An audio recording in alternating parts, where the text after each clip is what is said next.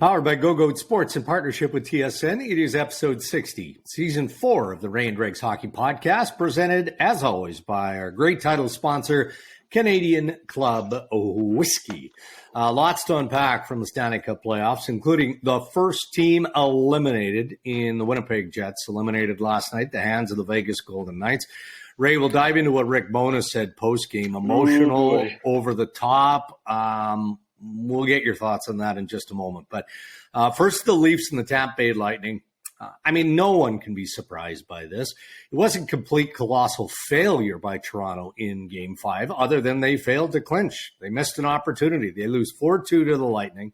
Couldn't capitalize on their chances.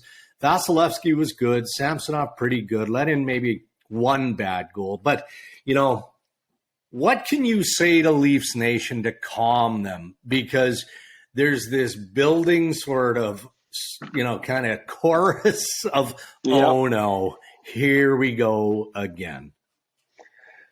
Nothing really. There's nothing to calm you at this point because the movie has been played before. Yeah. And even though what happened last year is of zero predictor of what's going to happen now, it doesn't matter. It was right there. The fact it's the same team again makes it all the more fresh. I would say, Dregs, the thing I'm most baffled by is why these guys can't figure out as a group how to start with a little more vigor. Like really make a push early instead of this push late. Yeah. I'm really interested in it because these are not inexperienced guys anymore. You got to be done referring to the Leafs as young and inexperienced and all that. It's really somewhat surprising to me that as a team, they haven't been able to put together 6, 7, 8, 9 good shifts in a row to build a little momentum early. Yeah. Now, I think one of the worst phrases in hockey is we've got to play a 60-minute game because you're not going to be able to do that. The other team's out there and they can play pretty well too, whoever it is. You're never going to dominate the game for 60 minutes. But at some point, you would like to think if you're a Toronto fan that they can take the game pace-wise to Tampa. And they just haven't done it for very much of this series. Now, they're ahead, so none of that really matters. But can they rev it up at the start of Game 6 before Tampa locks into their game? Because if they do, it's going to be another slog. It's going to be another tough game. Yeah. So, I was on the panel on TSN on Thursday night with Marty Biron and Frankie Corrado. Frankie was kind of in line with my thinking on Michael Bunting for Game 5. You give that group the opportunity to clinch the series, which meant that Michael Bunting sits on the sidelines for a fourth game. Marty was of the opinion, no. He's an effective player. He's a contributing player. Does he have some warts and some risk? For sure, but he should have been in the lineup for Game 5. Which side are you on that? And, it seems pretty obvious, isn't it, that Bunting will be in Game 6? Well, I'll start for Game 6. Yes, I don't think there's any question he's in. My only question of putting him in for Game 5 was not breaking up a winning lineup because you would be taking out one of your fourth line guys. It's not like you're jumbling up your top 6 or something like that. My question would be, how much do you trust his discipline? Because every scrum, if you're a Tampa Bay guy, you're going to poke him right in the nose. Yeah. If I'm playing Michael Bunting in Game 6, if I'm playing on Tampa, every time I get near him, I give him a little tickle on the back of the legs with a slash. I go behind him, I give him a little elbow to the kidneys. I mention to him, "Oh, you're rested. What have you been doing for the last 3 games? Geez, these guys really missed you." I'm right at him all the time, just thinking, what if he snaps and takes an undisciplined penalty? Yeah. And that would be my concern from the Maple Leaf side. Now, that's up to the coaches to decide. You talk to them and you you lock in on that 1 point. Nothing else. Can I trust you? Can these other 17 skaters and 2 goalies trust you if I put you back in the lineup? Like, you put it squarely on him. The reason I would have played him in game 5 is if you run into a point in the game where your team's not playing well, you now have another option. Right. And as it turned out, maybe they could have used him in the middle portion of the game in a different role, because I would have started him on the 4th line, but maybe you put him a shift here, you move him over here, you move Nylander somewhere. Maybe you spark something by having another option in your lineup. So I think for sure, Dregs, I'd be shocked if he's not in for game 6. Would you do 11 and 7? Yes. You would, eh? Okay. Yeah. And the reason I say that is if they feel they need Justin Hall so badly to penalty kill, like if they feel that's an essential part of a penalty kill against what can be a really dangerous Tampa power play, but you should be uneasy about him at 5-on-5. He's been on for almost he's been on for what, 65% of the goals higher against. than that, I think 73. Oh my gosh, it's so you would have pause about playing him at 5-on-5. So why wouldn't you look at that? The reason you wouldn't, I guess, is I'm talking both sides of the coin, is you haven't done it. Right. But you're clearly going to, if you do that, you take out, but okay, so here's another thing as we talk through this. So say you do go to 11-7. That means Liljegren comes in, Hall stays in. You're going to bring Bunting in. That means 2 guys come out of the lineup up front. Yeah. So now you start to churn the lineup a little bit. And that always makes coaches uneasy. Right. But that also means your 4th line is going to have either Marner or Nylander or O'Reilly or Matthews going out with it. It's not like you're taking a step back. Right. You're going to have Bunting in there with whomever fits in your rotation. Somebody's going to get extra minutes. Do you lose by taking out Lafferty or Aston Reese? I don't think so. I don't either. But that's a big churn when you're this close to wrapping a series up. But I would really dig into this. Winnipeg Jets, Ray, eliminated in 5, defeated by the Vegas Golden Knights. Rick Bowness was steaming post-game. And you get it, right? I mean, it's emotional. You're mere minutes from being eliminated, season over, all of that. So you got that, and he acknowledged basically as soon as he got to the microphone, look, this is going to be short. But he said post-game, quote, he's disappointed and disgusted. Said there was no pushback, same crap as back in February. And then acknowledged that he didn't see his team, his players, his best players, playing with any source of pride. I was surprised, not at the emotion, but how quick he was to go after those top players. Because you do have to recognize, okay, Josh Morrissey hasn't been in the lineup because of injury. Mark Scheifele, not in the lineup, unavailable because of injury. Nick Ehlers played the first game of the series last night. I mean, he was a shell of the player that he normally is, probably because he's not ready. So do we write this off as emotion of a head coach, or is there more to this, and should we expect nothing but change in Winnipeg in the weeks ahead? I select option B. Okay. First of all, there has to be change. And I'll tell you the simplest form. You cannot have Rick Bowness coach the same players after that press conference. So there is change. It's either the coach or the players, but the same collection cannot come back. Yeah. In Winnipeg, it's felt like they've needed to turn the ball over there for at least a summer and a half.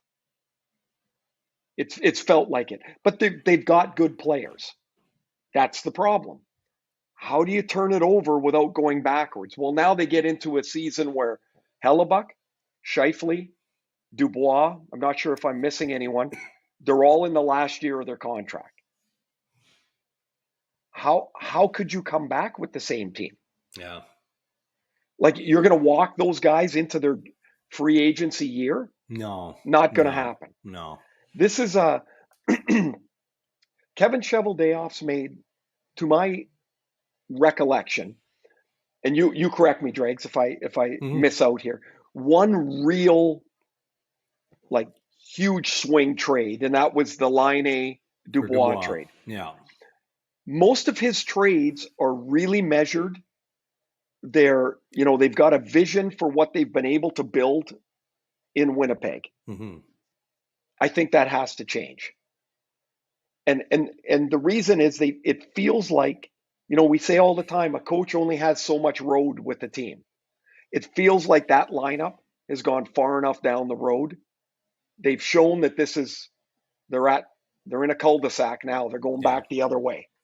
And for me, the only real option is change. Well, it seems predictable. There's no doubt about that. And you can imagine the back and forth now, media-wise, between Montreal and Winnipeg, specific to Pierre-Luc Dubois.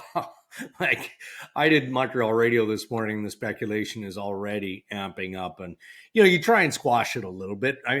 Pierre-Luc Dubois has given this plenty of thought. Probably not a lot recently. And certainly hasn't made any decision as to what he sees his future looking like. But one of the many stories, and I am with you, man.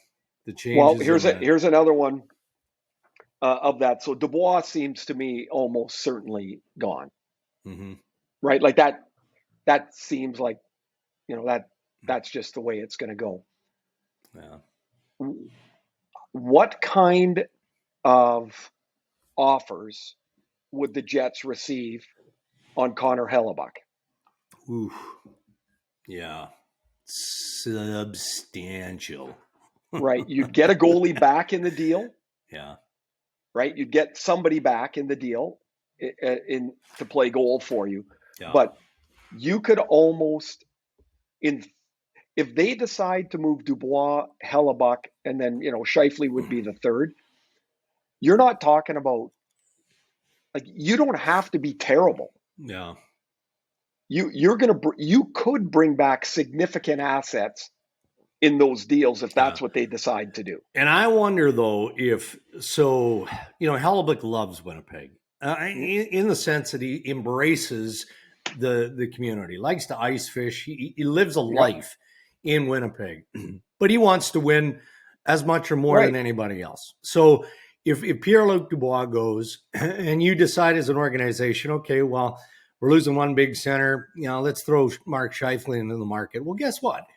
Hellebuck's arm is in the air going, well, I'm not Devon White here. I'm not the last man standing. I'm not here for a renovation or a rebuild. I just, without stirring up enough nonsense,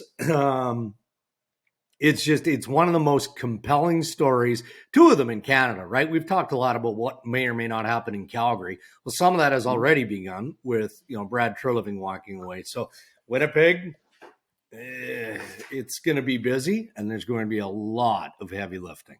Yeah, one thing to add here, that comment didn't just come out of last night's loss for Rick Bowness. No. That thing's been in his coffee since February.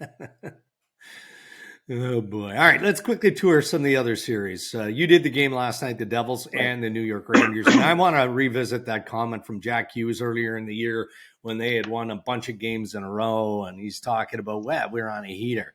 Well, they're on a heater again in postseason fashion with 3 straight wins. What are you not seeing in the New York Rangers, or is this more about what the New Jersey Devils now are doing? Almost never is it one thing.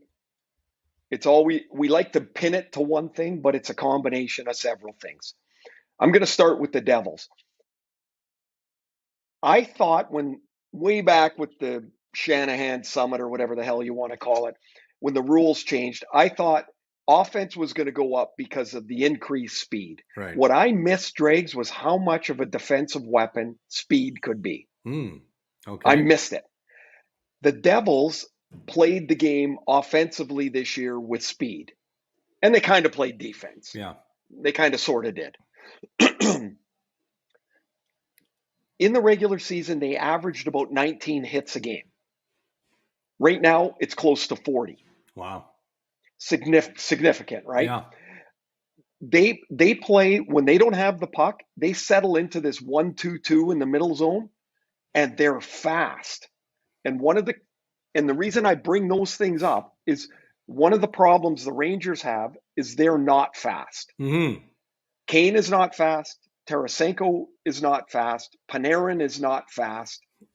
They're all exceptional players, but they're not fast. So they can't spread the game out.